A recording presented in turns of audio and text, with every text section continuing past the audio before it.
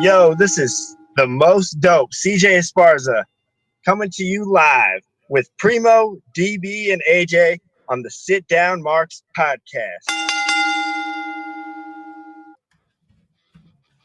Hey, yo. If I can be serious for a minute. Oh, yeah. Acknowledge me. What it is. What's going on, everybody? Come on in, sit down. It's time to talk a little wrestling with your boys. Episode number 130 of the Sit Down Marks podcast. Thank you, everybody, for coming on in and hanging out with us today. Thank you, everybody, listening on Apple Podcasts, Spotify, and also on SportzWire Radio. And we want to thank everybody watching live, baby, on Facebook and YouTube. It's your boys, the OGs. They're back. It's your boy, DB and Primo. How you doing, brother? Pretty good, man. 130. That's crazy, right? So it really just blows my mind every time we say, go with a triple digit number. But, I'm here. I'm happy to be here to talk some wrestling, here to talk some Money in the Bank, some Forbidden Door. So, yeah, let's just do it. Yes, sir, man. I'm excited. The update on the Harris brothers, still too scared to come back to the podcast. So, hopefully the boys will return. But, you got the OGs today. So, yeah, man, he said it, man, we got a little Money in the Bank to talk about. We got some AEW Forbidden Door. We got some other little tidbits to talk about, man. Let's jump right into it, Primo. What do you say, man? What'd you think about Jacob Fatu's debut in Chicago a couple weeks ago? It made him look like a killer, huh? Yeah, they really did. I mean, I honestly I don't know if I'm surprised or not that they're just automatically throwing these guys in the main event picture that, like, directly as an outsider in the company, directly in the main event. Because in the past that wouldn't have been their style. However, right? No, it was cool. They really made him look like a bad dude. Like they originally, I feel like that was gonna be Tama Tonga's role. I mean, they still say he's crazy too, but they talked about some stuff later on, like with him going to Money in the Bank in Canada. Right. They make him seem like a bad dude, like altogether. Like we had to pull some strings to even get him, Yeah. You know what I'm saying? Yeah, he definitely looks like he's going to be like the definite ass kicker of the bloodline in this solo version. For sure. Like he's like a nasty henchman. Yep. For him. So I think he totally fits, So now I'm thinking, all right, who's next? Zilla Fatu. Well, I mean, just we're hiring the whole family at this point. Sure. It's a good day to be related to that family. Right. And, I mean, they're making money with this storyline. They're building this big, huge heel faction. And Roman's going to come back, and he's going to be the biggest fucking baby face in the country in a long time, in the company in a long time. It's going to be like Cena-esque. Everybody's going to love it. Being hated at WrestleMania, right, and then being off TV or off the screen since WrestleMania without doing anything except not being there. Right, and the crowd is chanting, "We want Roman" every show. Every show you're hearing it. Yeah, I mean, it's interesting, man. But that's kind of like it's they're on borrowed time. It feels like that's what they say, man. You don't know how good you had it till it's gone. I know, right?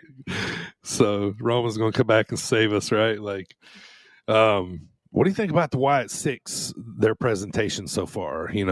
We saw Bo in Adam Pearce's office or something this past Monday Night Raw. He was in there waiting. Yeah. So in these VHS tapes that are, creepy-esque and they keep giving to them commentators. Right. Yeah. So far, what do you think? They're starting to show what they look like behind the mask. Yeah. So the tapes, I think that's a cool touch. It kind of puts you in the mental state of Bo Right. and how he, transitioned to Howdy.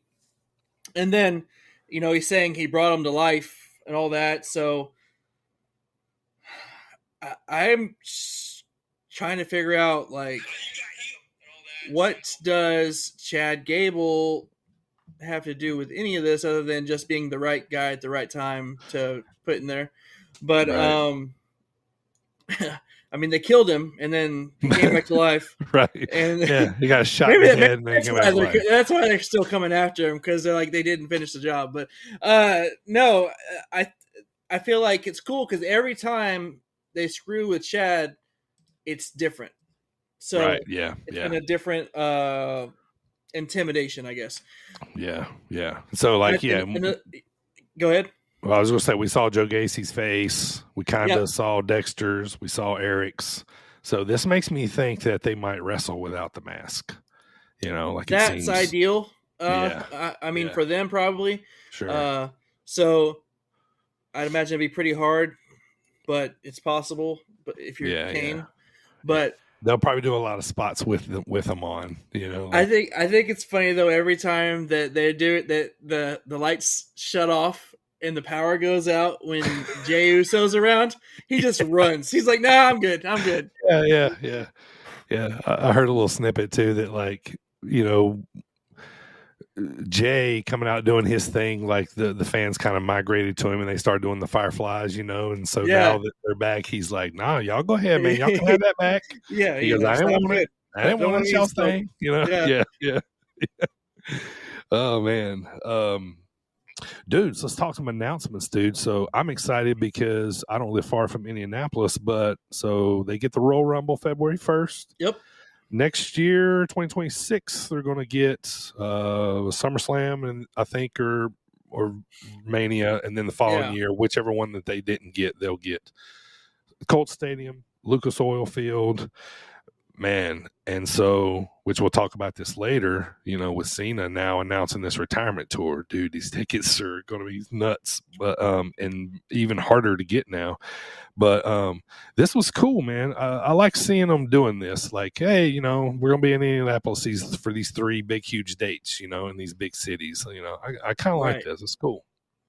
That is interesting, because I don't remember another time that they announced the big 3 on, separate dates like that at the same place. Like, they probably, excuse me, they probably negotiated a deal with Lucasfilm or Lucas Oil, and it just was all in one package. I mean, the people from Indy must have had a good bid or something. I don't know, because it's pretty cool. It's really neat. People in Indianapolis have something to look forward to. Sure, it's centrally located. A lot of people get there, have a major airport, plenty of places to stay. In Lucas Oil Field, man, like, I went to see the Falcons play there. I think it was the year before last. And the place has been around a while and it's still beautiful, like pristine place. Like, it'll be sweet place for Mania. So it'll be I'm like all about the most indoor exciting Manias. thing for them since Peyton Manning, I guess. What's that? It'll be the most exciting thing since Peyton Manning, I guess. Yeah, most likely, yeah. And to, Pat McAfee, he's a big Indianapolis dude, so, he's... Well, he was their kicker, so... Yeah, he's going to be hitting that hype train on that, on those shows he may have been a big factor in that Sure. Deal. Yeah, he's big mouth. I'm sure he talked it into existence. But I mean, no, it's perfect though. And so I was glad to see that too. And then the other announcement just made, Atlanta, October 5th, the old Bad Blood pay-per-view is coming back, and it's going to. I did see this. Yeah, so this is cool. So this will be hometown shows for Cody and Braun right off the bat. So, yeah, that's cool, man. And like, so I was like, oh, cool, man. I like to see some of these old pay-per-views, names come back, and Bad Blood. You know what I mean? Like, you think of Bad Blood, you think of like the first Hell in the Cell. Mm-hmm. You think of all kinds of stuff, man. I think of like First Blood matches. First Bloods. Those old kind. It's probably going to be like a sort of TLC version. I bet there'll be like some, but or say there might be like some some gimmick matches. But another thing too here is like, are they playing off Bloodline kind of too with Bad Blood? So there might be something there with that. You You know, know that's how us smart. sickos think. What? I can't even believe I didn't think of that. That's good. I like that. So I'm always kind of looking into something beyond just a name. So all right, and we'll obviously be talking about Money in the Bank here lately, but before we jump into AEW Forbidden Door, dude, let's talk about the surprise. So we give it its due diligence, and so Cena comes out, Money in the Bank last week, and everybody's like, oh shit, here he comes, and then he holds his towel up and it says the last time is now, and I go, oh, and I'm not shitting you, man. Like I instantly got goosebumps. I was like, oh man, like this is what he's going to talk about. Like I'm shocked too. Like, oh, it's Cena. I was like, yeah. My son's like, oh, Cena is cool. Like, oh man. So yeah. So instantly got kind of. I've never been like a Cena guy, but like I, obviously he's done a ton for this business, and I respect shit out of him for what he's given, and the popularity of the sport he's helped, but I was like, oh man, like, but in the same sense, I was a little sad, but I was a little happy because I was like, hey man, this is cool. This is like, hey man, look, I got a year in me, basically a year and a half. I guess he's not probably coming, he probably maybe something later in the year he'll work towards a storyline or something, maybe for Rumble, but basically he's saying, yeah, I got a year left, man, and so if you want some, come get some. But also, hey, if you want to come see me. But you still can't see me. You know what I mean? But so I thought this was awesome, man. I wish more wrestlers would do this. I mean, a lot of times we know that these wrestlers are like on their last leg, getting ready to take off soon, but we don't really actually know. Now, it is still wrestling, so I'm going to take it with a grain of salt. Once they hit Netflix, if they can offer Cena a lot of money, and he's back putting his face on there, and you know what I mean. So I'm gonna take it with a grain of salt, but I think it'll be mostly retirement. But man, I was what was you feeling? Was you a little shocked too? Yeah. So shock. Yeah. I mean, I wouldn't say so much shock because of the timeliness of it. I mean, it's due. And he's kind of been hinted at it for a little bit, but 2002, I was 13, and now I turned 35 in a couple weeks. So It's been around a while, and in a lot of so it's like it's crazy. Yes, his whole career there in WWE. So, no, it really is crazy. I immediately get nostalgic with it, with thinking about some of my favorite rivalries. Him and CM Punk, him and Edge. Sure. But then, so a couple things I have on this. Number one, he originally, the way he said it in the ring. Now he seems like a guy who chooses his words carefully. Very. I feel like he does everything carefully. And he said, "This will be my last Royal Rumble, and this will be my last WrestleMania." Now, a lot of sports outlets and stuff ran with that and took that as like, oh, it's his last. He's retiring at WrestleMania. Mm-hmm. No, he said it's his last WrestleMania. He's actually. I watched the press conference. He's actually finishing out 2025. Mm-hmm. He said between 30 and 40 dates. Yeah, and which is cool. That's a lot. I think so. That means he's going to go all in. He's going to tell some stories, get on some feuds, doing a good run there at the end. Yeah. So there's that. Also, Triple H was saying that Pop H showed up for his press conference. He was saying that people don't do this. Like people, you'd think more people would retire this way in wrestling, but They just don't. Usually they go out, like Cena kind of said in his press conference, usually they're forced to retire unexpectedly due to injury or some other reason. Yeah. Or they just kind of fade out in the sunset. But this is kind of unprecedented, the way he's doing it. Mm-hmm. It's cool because we all are going to be on the ride with him. We know. Sure.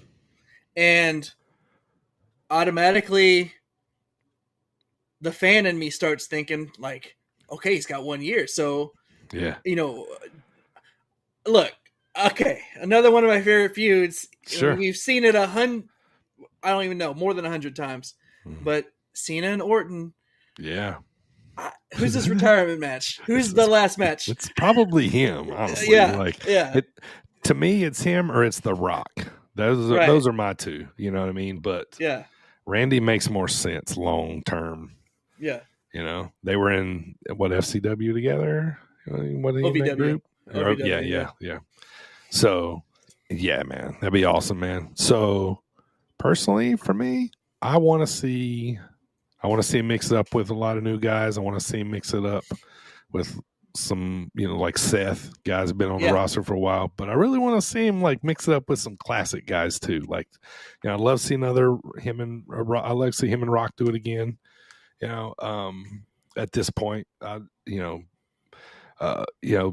endless really. I mean, Healthy Punk even Edge said, "Hey, if you don't mind," Punk's like, "I'll lace up with you one more time." yeah, we'll see, and we'll see that too for sure. But yeah, man. So, but I'm cool with this because a lot of reasons, that I've already said, but my we talked about this before. Like my son really got into Cena, and in that last little run, and then all of a sudden he's just gone. He's asking me all the time when wrestling comes on, "Where's Cena?" So now he's going to get to at least watch him for a little while and make like one last run. So I thought this was cool. So after 2025, can Cena run for president? Because I'd fucking vote like hell for that motherfucker against anybody. Right, like I said, seems like the right dude. Let's have Cena and The Rock in the cabinet. The hell out of anybody that opposes him. Oh man, I would trust Cena with this country. I'd trust him with nuke buttons. I would trust him like I would just always think that he's going to make a rational decision and he's going to think things through. Because by golly, he's fucking John Cena. You know what I mean? So man, but.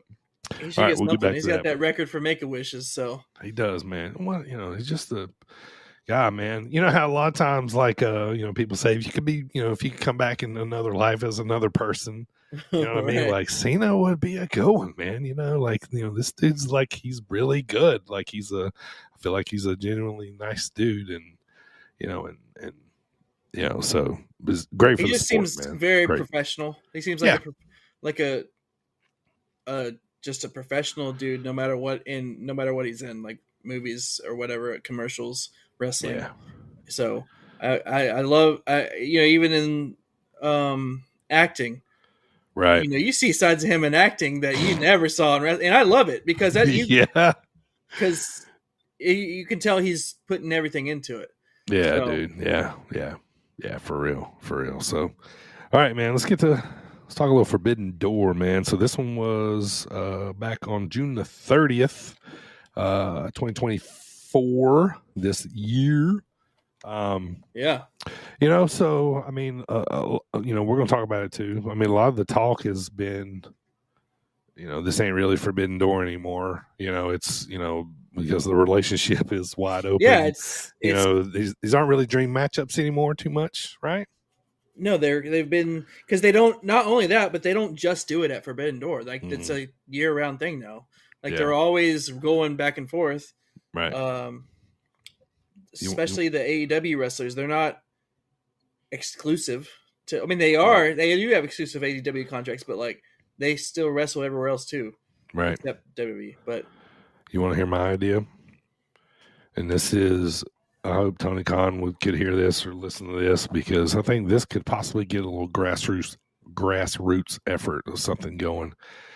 Like leave the name Forbidden Door but instead of doing AEW against like New Japan, do AEW versus the top talent on the indies, like the unsigned guys and girls. You know what I mean? Put them on like this platform, let them go. You know what I mean? Like, and like, like the top guys in the independents, say like, in the top tag teams and let them mix it up. They're already kind of dipping into the indies anyway, whenever, that they, sign talent. A lot of the indies, I think, guys and girls probably lean a little more, at least in the Midwest, lean a little more towards AEW, I think, just for opportunities, style and yeah. opportunities. Yeah. So, I mean, I think it'd be great. I mean, a lot of these guys already, MJF was on the Midwest Indies for a while, you know what I mean? So he's locked up with a lot of these guys, girls already anyway. So, I don't know.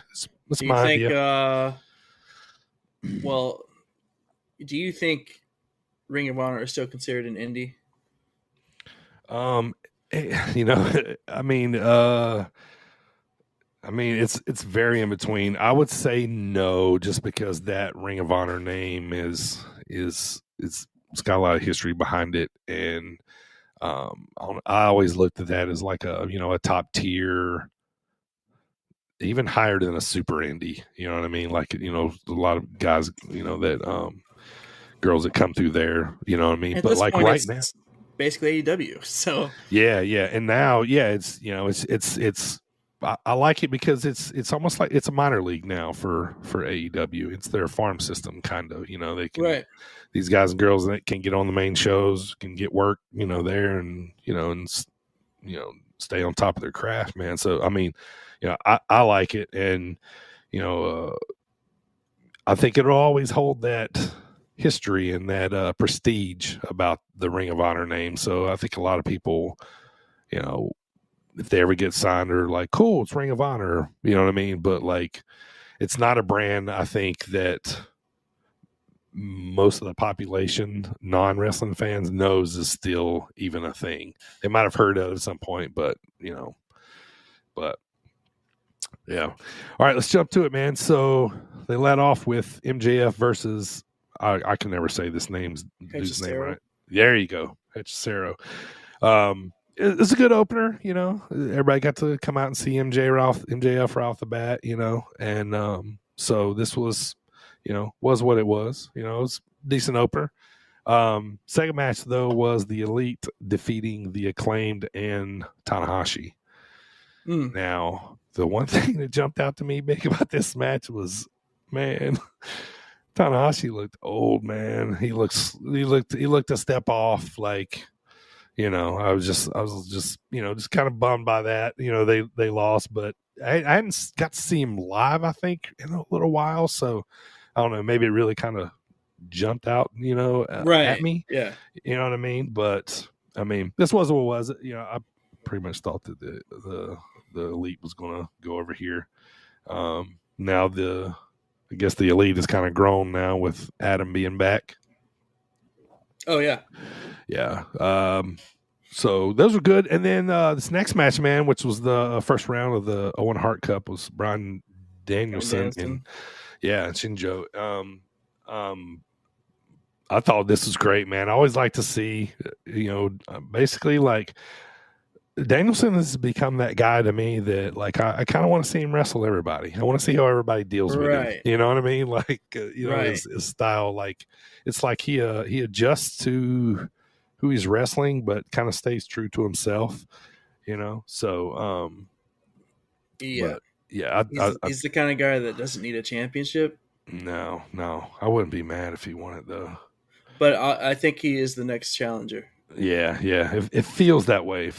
And I don't know. Yeah. So, and they got this little like side storyline going with Jeff Jarrett, where like he's becoming a darling, man. Like everybody's freaking loving him. I'm liking him now too. Like, like what are they gonna do with him? Like they're like trampling on his feelings and stuff a lot. And but yeah, I'm starting to want to see where they go with this.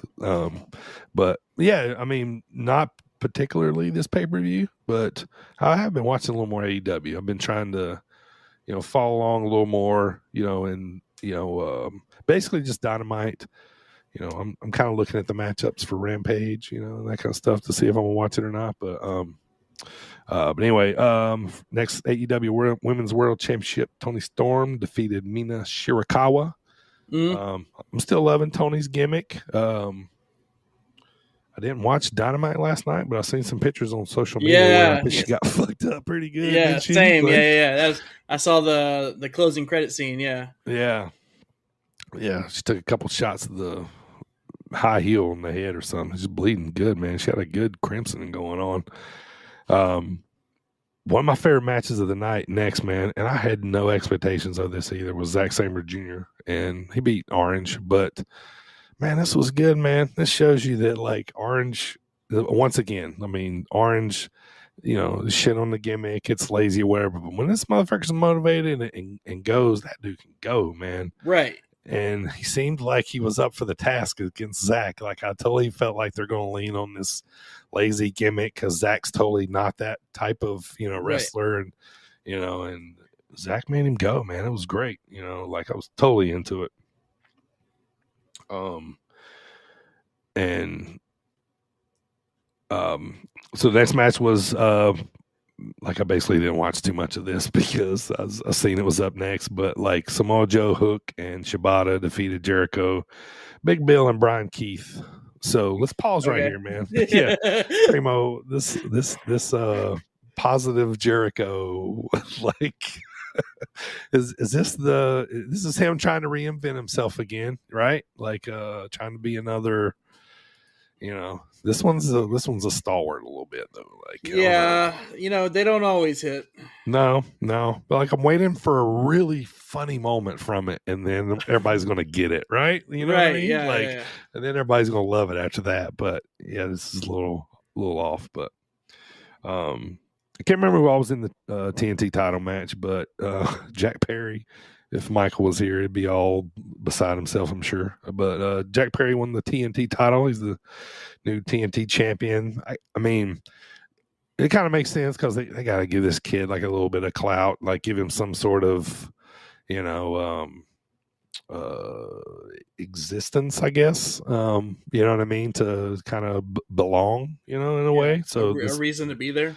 Yeah. So, and he can kind of do some, nasty heel, dumb shit with it. So, yeah, but it was a decent match. I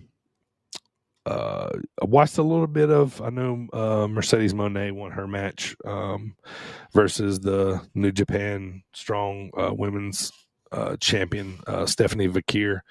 But I kind of like, I didn't watch too much of the match. I think I was actually making some food because I've seen the last two matches coming up, and I wanted, have a little, make sure I was sitting down, which I could have went and took a big dump or whatever I wanted during Naito and Moxley because that was dog crap. I don't know.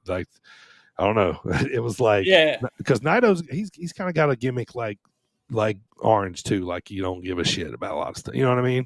Mm-hmm. But I don't know, man. This one just didn't work. They just, I don't know, just seemed a little off. Like I didn't really know what they were really trying to do. I mean, this was for the IWGP World Championship, but Naito retained. So the main event, though, this was good stuff, man. Like Swerve and Ospreay, they got some nice chemistry, man. And Ospreay, he's probably the biggest babyface in the company right now. He's being displayed that way. He's anyhow. Awesome. How much you think he's making a year, dude? I'd really like to know because I know what some of his indie dates, like what they paid for him. And so I'd really like to know just because I bet it's fucking astronomical because, they're being so hush-hush about it, man. Like, he's a good negotiator, man. He's like he knows his worth. So I don't know, man. But dude's, he's delivering. He's great, man. It's kind of hard to argue. Maybe these might be the best in the world right now. I'm still going to say Jay White, and I want to see Jay White will again. But, This one's tough, but man, they're setting up Strickland here nice, man. They're making him look pretty good as a champion. Yep. I saw like he gave a couple of those kicks to the head to Ospreay, man, to finish the match. It looks so good, like so clean. Yeah. And I've always been a fan of him. Like I've said this in the past. I liked him since he was Killshot in Lucha Underground. Yeah. And I loved him on the Indies. Like yes. Yeah, man, he was great. I saw him and I've said this on the pod, probably even last show. Like I've seen him and Matt Riddle. The night I got that clip that I sent to you.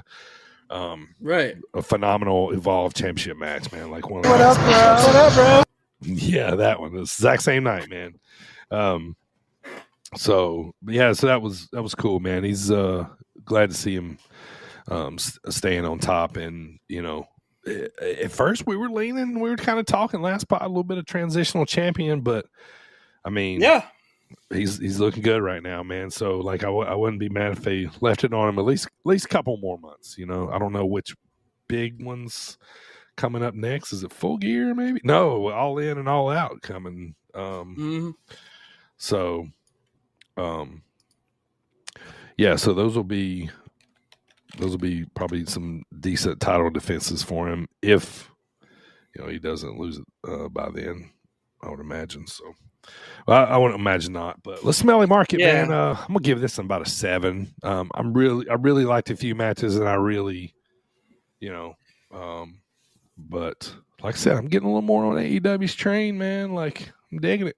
It's starting to talk to me a little. Yeah, I mean, for me, it's like a 6.5, but that's like I said, it's only because Forbidden Door doesn't seem as special anymore, like as it originally was. Right. Like we got these matchups, like whoa, right. Whoa, yeah, and where's Omega? Is he coming back? Is he hurt still? What's going on? Where's he at? I'm not too sure. Yeah, me neither. I was just kind of wondering if you knew any updates. No, he like popped up a while back, and I forgot to say too, it's Long Island, New York, man. This was MJF's hometown, so obviously they went nuts right off the bat. But yeah, decent, man. Like I said, I'm getting into it a little more, investing a little more in the storylines. And honestly, like I'm watching that. I'm watching WWE. I'm watching, most of the indies, keeping up what's going on that. But, and which we'll talk about later in the show too, man. Right after we talk about Money in the Bank. But yeah, NXT is getting a little more interesting too. So I'm flipping over there, and I'm at least, checking, some of it out. So yeah, I definitely want to talk about that. So let's jump to Money in the Bank, brother.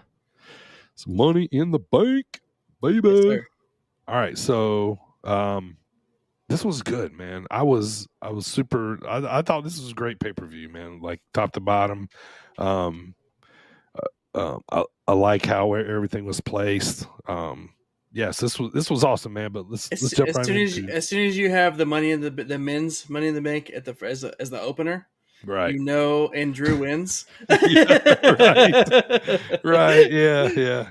I know, man. Us sickos, we know too much. Like, men's Money in the Bank. It means instant cash in later. Oh man, yeah. But we always compare, and we'll talk about it later. But women's definitely beat the men's again this year. I had to agree. Yeah. Women's are good. Had great spots. The girls brought it. But I mean, the men's was good. Had a lot of good spots. The Andrade powerbomb on Carmelo was nasty. Which is actually, or he did that to Finn. Right. Yeah. In the past, so it was kind of a repeat, but it had a very similar result. Yeah. Now going into this, I thought Jay was winning. I was like, all right, Jay's winning. That's going to run that little storyline with him, and he's kind of big baby face too. Right now, and I was like, all right, and then my brother asked me, and I said Jay or LA Knight. Yeah. Like. Honestly, I could probably make an argument for all of them except maybe Carmelo and Andrade, and Andrade would have been a big shocker, but So when Drew wins, I'm like, all right. So Drew wins. And so we're like, okay, we're gonna have a little, action later. I'm like thinking, man, like Drew's gonna be the champion later, and then that's gonna give him and CM Punk's feud a little steam, something to go for, and then Punk could win it, and then Punk Seth, after that, right? And so I was like, starting to make sense, and then, so then when we get to it, knowing what we know, happens later was pretty interesting. So, so the next match was Intercontinental Champion Sami Zayn defeated Braun Breaker clean to win to retain the title. Yeah. So, were you surprised that it was clean like that? Yeah, over Braun after they built him up so much. Yeah. As such a killer. Well, he should have lost those ugly ass tights he had on. Those were terrible. Like, dude, what was that? Awful. Looks like, I don't know. I was like, you look like you shredded up some gift wrap and put them on. I don't know what was going on there, but you need to go back and raid your uncle's closet again and try, and try something else. But exactly. I mean, obviously, I wanted Sami to win. I don't want Braun to. I'm not saying I don't want Braun to win a title. I just didn't want him to win this one right now. Yeah. If that makes any sense. Yeah. I thought DQ the whole way here. Like, Braun's going to, like, go crazy on him and get DQ'd, and then we got another match for SummerSlam, and then Braun wins it there. That's what I was thinking. Right. And then Sami wins clean. You think you would do something to continue the feud, right? Right, yeah. Instead of a one and done type deal. Yeah. And Sami wins clean. I'm like, all right, well, this kind of elevates Sami, kind of shows that Braun is, beatable. It kind of humbled him. He's like, oh, I knew it happened, but yeah, I shall humble you.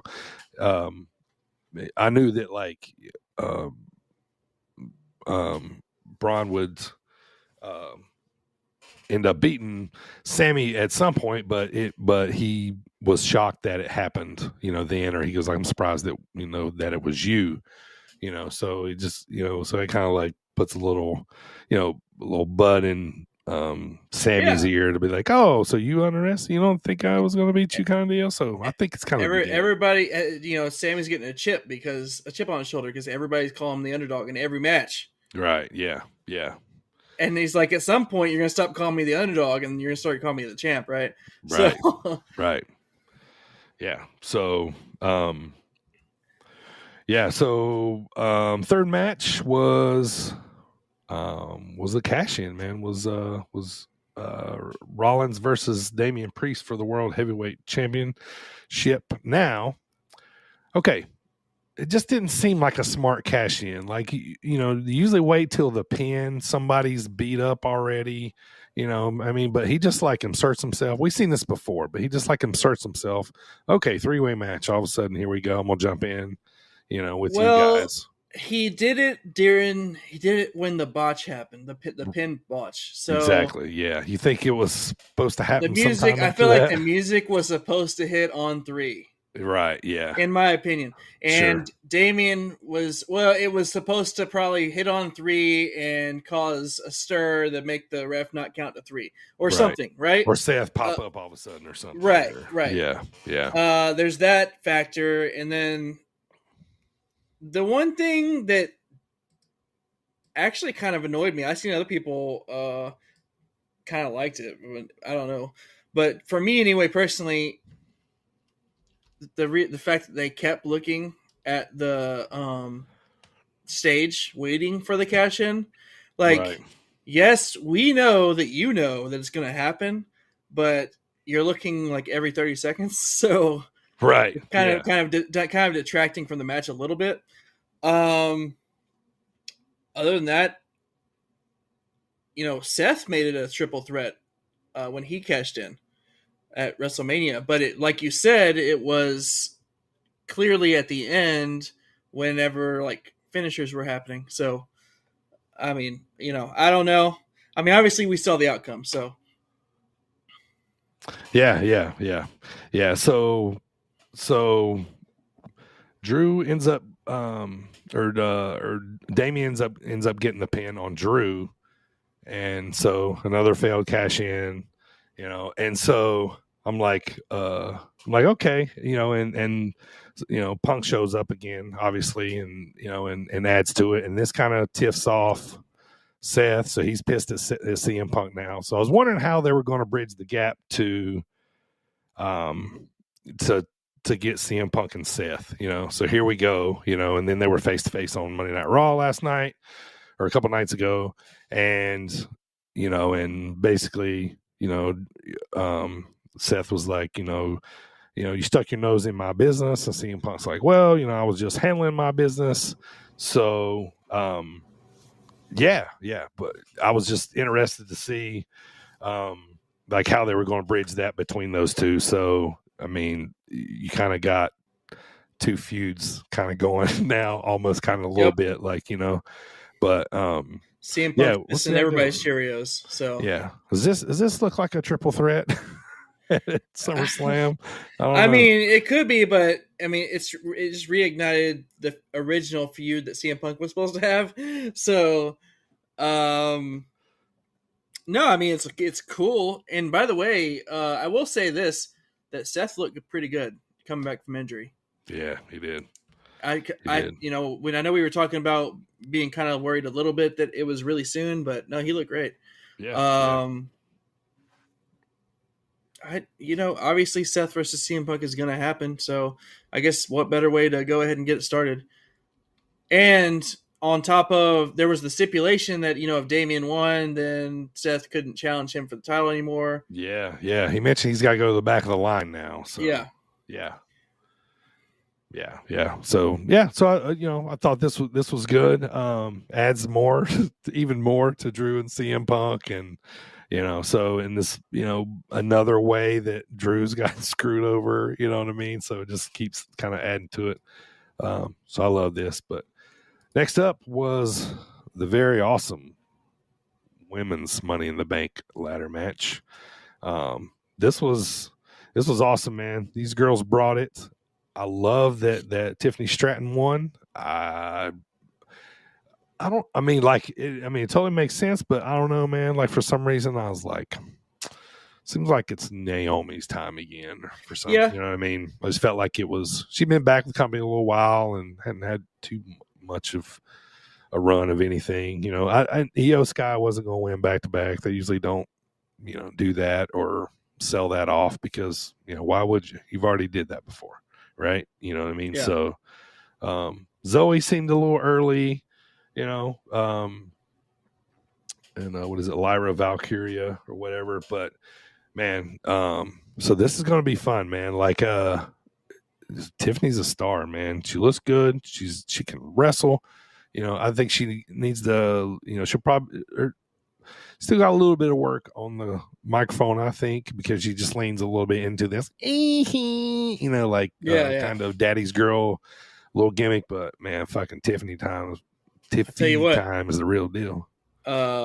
Pink briefcases are about to sell like hotcakes. Yeah, fucking gonna bedazzle them things. And, yeah. Oh yeah, man. Yeah, it's gonna say like Tiffy in the bank or Tiffy time. Yeah. Or something like that. But it'll be great. No, I thought this was a good match too. I agree with you. If anybody complains about the fact that there being any, botches in these types of matches, I mean, come on. Look how many times they get it right. You know what right. I mean? The moments they do get it right are the important ones. So like that tombstone, off of that by Io and Zoe did. Yeah. Oh, holy crap, dude. Yeah. I think that popped Michael Cole big time too. Like, when they do this stuff right, they do it right. But if people see, everybody's going to see stuff when you mess up, but you got to pay attention. You got to realize this in this type of match and with this many people, it is so easy to mess up. Yeah. Yeah. What do you think about Chelsea Green's ECW spot? Like off the top of the ladder onto the tables? Like, she fell right through them. And honestly, that's another one I wouldn't have minded winning. That should have been fun with the briefcase, wouldn't she? She'd have made it hilarious comedy spot. Like, honestly, like I would have loved to seen like a failed cash in from her, just because it probably would have been funny. You know, probably been great. You know, right along with her. She really is. She's good. She's just really funny. Yeah, like with her, you know, her stuff. So yeah, so man, this was good. This was a very good women's ladder match. And then in the main event, which, you know, is kind of a showcase of the new bloodline, you know, on a pay-per-view match and the 6-man tag match. Bloodline did defeat Cody Rhodes, Randy Orton, and Kevin Owens, and Solo pinned Cody here. So, you know, I think I didn't like that too much. I think they could have just set up the SummerSlam match anyway. But what do you think? I'm a hater. I am a hater. Yeah. I'll say it. I commented on Reddit about this. Yeah. I said, you mean to tell me that a bunch of mid-carders just beat the current WWE champion, a 14-time world champ, future first ballot Hall of Famer, and a former world champion Kevin Owens? Like, you're gonna tell me that some mid-carders just beat these guys? You can't sell me on that. So, I mean, they're trying to say that they're top of the carders.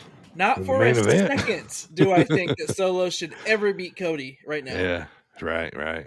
Yeah, got to make that SummerSlam match. Like, when does Roman come back anyway? Like, what's the best guess? I'm just SummerSlam, but I just don't buy it. I'm not buying Solo. To me, he's still the little brother that came from NXT. Like, yeah. I'm just not sold on it yet, and I don't know if I will be. Maybe it's because I'm resisting it pretty hard, but you know, not my bloodline. But anyway, you know what I'm saying? So yeah, no, I go and clean over the WWE champ who beat Roman Reigns with a thumb. He beat Cody with the thumb. Yeah, the spike. All right, so that was WWE Money in the Bank, man. Let's smelly market, man. I enjoyed this one. What do you think? What do you think first? For the most part, I did enjoy it. You know, I'm a gimmicky guy, so I do like ladder matches, Money in the Bank. I've loved the concept since it first came out.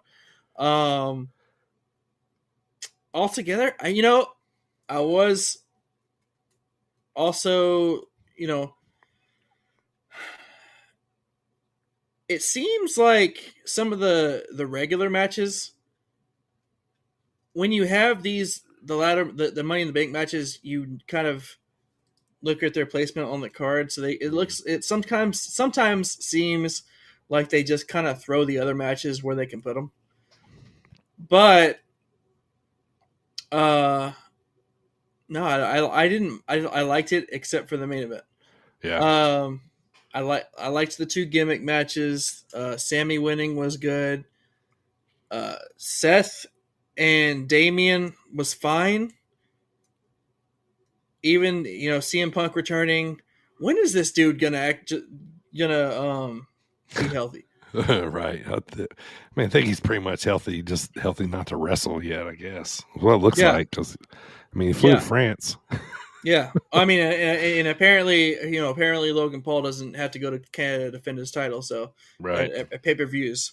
Right. Anyway, yeah. Or in the any of that stuff. But anyway, all in all, because of the main event, I gotta give it a 7.5. Yeah, I'm going a little higher on the 1 to 10 smelly mark scale. I'm going like 8.5. I love the women's match. Men's match was good. I liked the cash in. It gave some excitement. You know what I mean? Braun and Sammy told a good little story there to for kind of like what's next. So yeah, I thought it was pretty good, man. I was very entertained. So all right, man. Before we go home, man, let's talk a couple tidbits, man, on the way out. So your boy Seth Rollins. What are you more excited for, Primo? Punk Drew or Seth Punk? Seth Punk. Seth Punk. I mean, the match itself, sure. Seth Punk. Yeah. And honestly, at this point, you would think that Drew and Punk are working towards like a freaking last man standing match. It's crazy, right? Right. But they haven't actually even had a regular singles match together. but Yeah. we've got people getting suspended and fined. Yeah.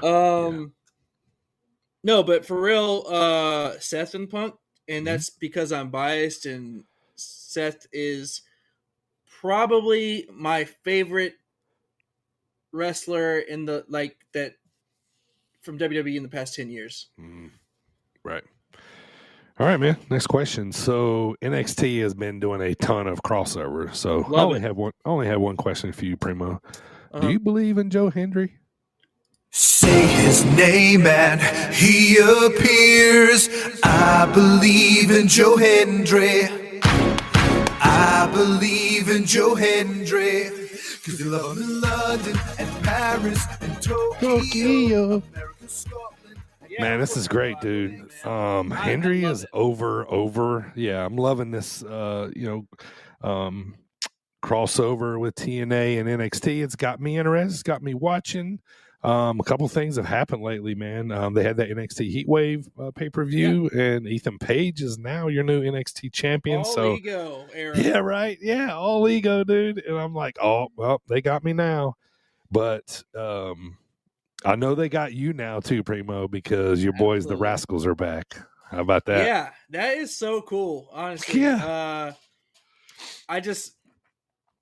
I liked them as a trio in TNA, and then I liked MSK in NXT. And it's just it's cool, but also kind of weird to see them all three together in NXT, but it's very exciting. So I'm really happy about that. Yeah, I like seeing Trey. It was cool. I think they need Myron Reed now to make the quartet all together. Right. Yeah. Yeah. So that'd be fun.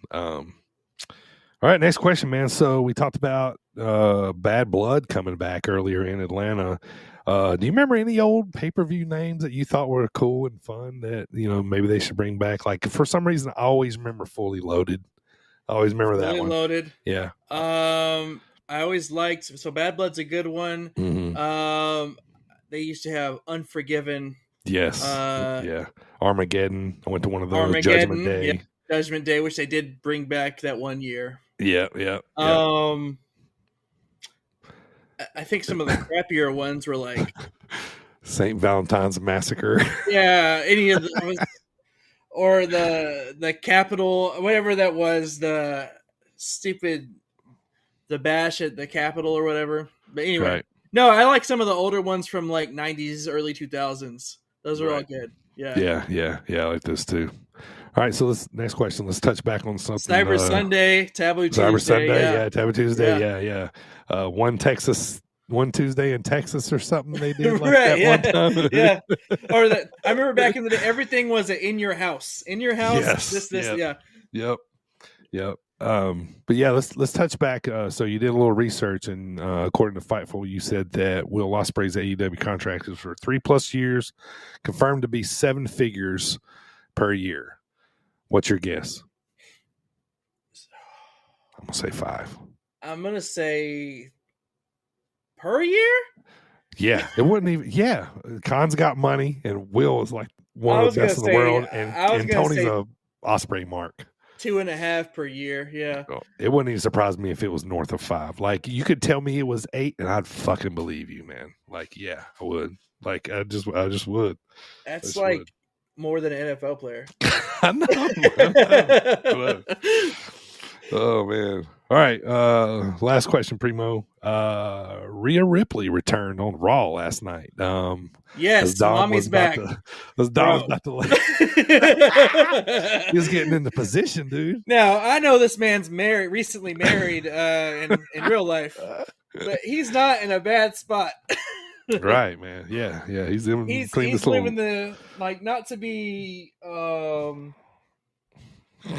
too rude here, but he's living the dream of a lot of men.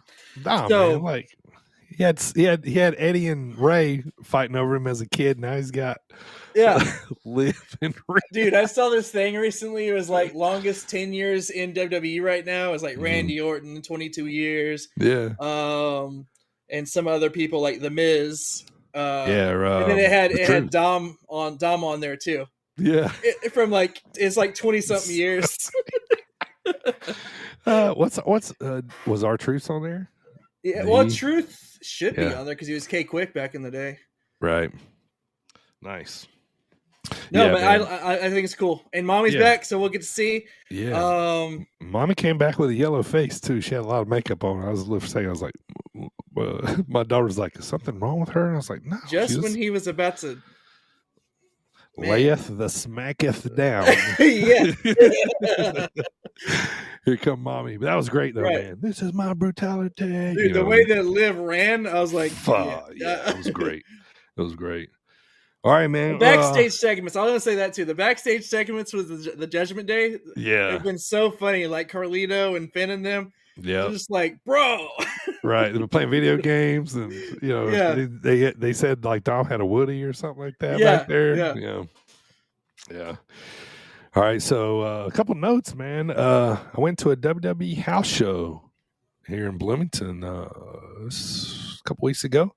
Yep.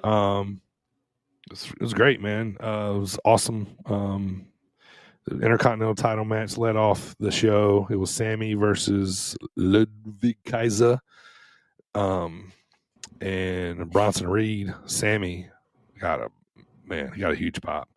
It was really good. I can't remember what all the matches we saw. Had my son with me.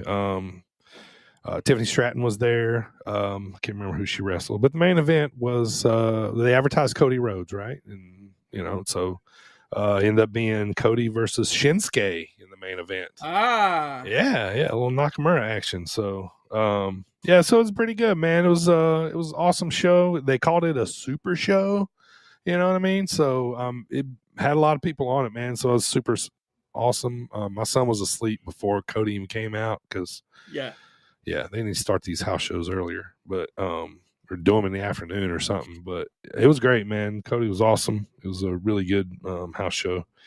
I want to take a few minutes to plug a couple local shows. If you guys know, we are working towards our biggest show of the year. Iron Spirit Pro is coming up on July the 20th at the Station Saloon in Bloomington, Illinois. We're going to be crowning our fourth ever Iron Spirit Pro champion. Main event just got announced. And the main event is going to be Solomon Tupu versus Trevor Outlaw versus Shane Boucher in a triple threat match for the Iron Spirit Pro Championship. There's going to be an I Quit match between Xavier Sky and Ezio Orlandi, and also some other matches to be announced. So it's our biggest show of the year, man. We're going to have food. We're going to have a shaved ice truck out there. Custom is sponsored by Custom Air Company. They're going to be out there giving away a bunch of free goodies and that kind of stuff. So if you're in the Bloomington, Illinois area, come on out to Iron Spirit Pro July 20th. It's our biggest show of the year, man. Can't recommend it enough.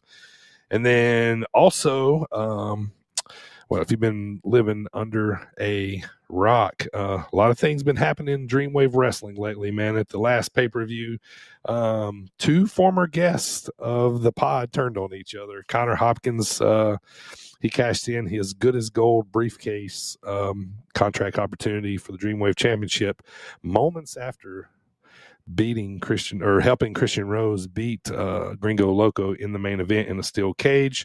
They slammed the door on Christian Rose's head like I had like a la like Ronnie Garvin, Tully Blanchard, like stuff just going through my mind, and they cashed it in. And then to make things worse, dude, old school style, they fucking cut Christian's hair off, dude. They it's like yeah, man. So they took his title and his mullet, man. It's crazy. But he got his wig split. Yeah, dude. So the Fallout is coming in August, just in a few weeks, man. The show's been sold out. It's going to be live on IWTV. We got Dreamwave Uprising 3, which is going to be our women's division in Dreamwave. That's going to be on Friday night, and then Dreamwave Those Summer Nights is on Saturday night, August the 3rd. Check it out, man, on IWTV, independentwrestling.tv, and find out, see what's going to happen in the Fallout.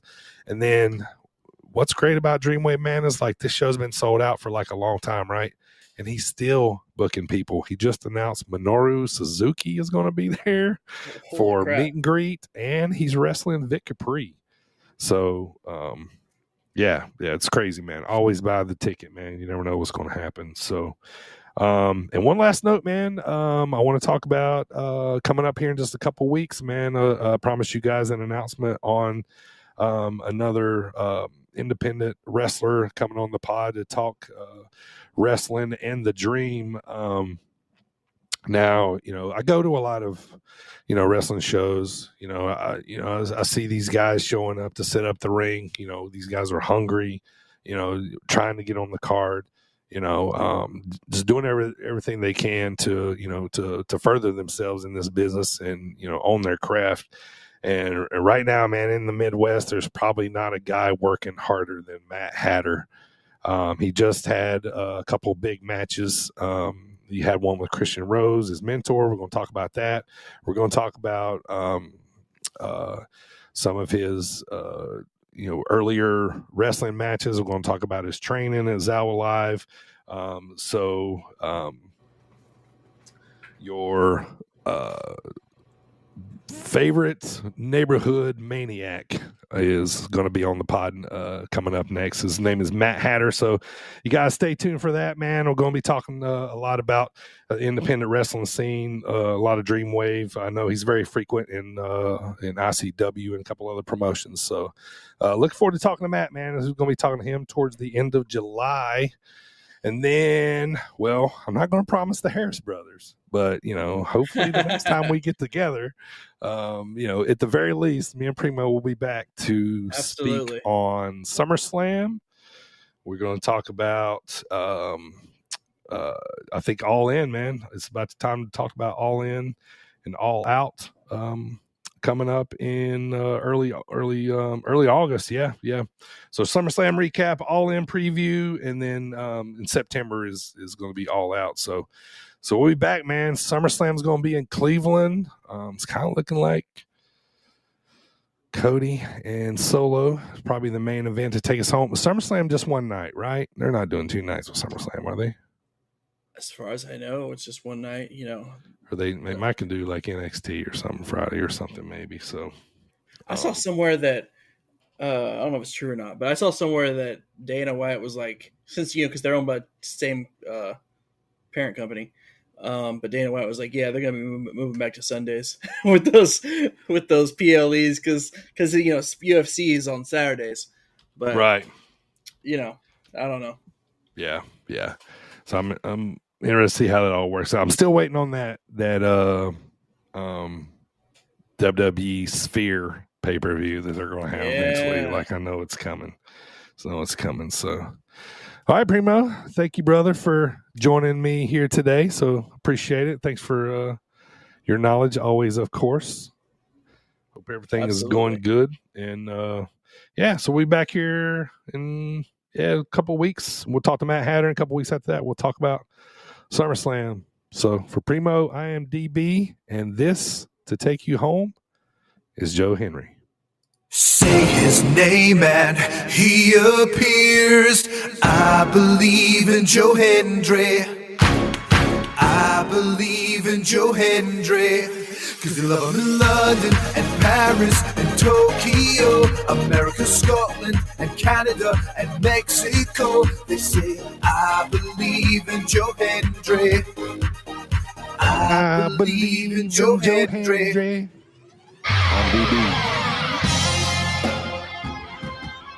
I'm DB. That's